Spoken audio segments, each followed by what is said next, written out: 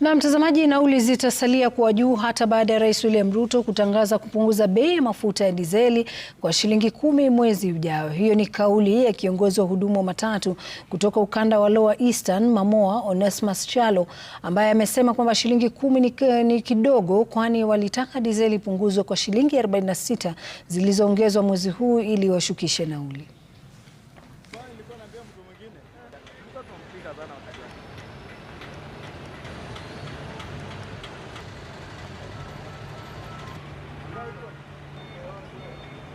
Lakini tumeona amepunguza na shilingi 10. Kwa hivyo tunasema bado nauli itabakia kuwa juu, manake hiyo ni asilimia kidogo sana kulingana na vile tulikuwa tumetarajia, ama kulingana na vile mafuta ilikuwa imeongezeka bei.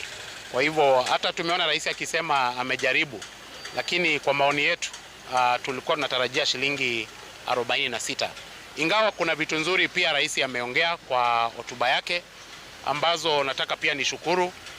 Kama jambo kama la mambo ya insurance, mkikumbuka vizuri sana kuna zile pendekezo ambazo nilipeleka kule kwa bunge ya kitaifa, na nimeona rais amesema sasa hiyo watachukua kama serikali, ipelekwe kama cabinet memo ili mambo ya insurance iweze kusuluhishwa.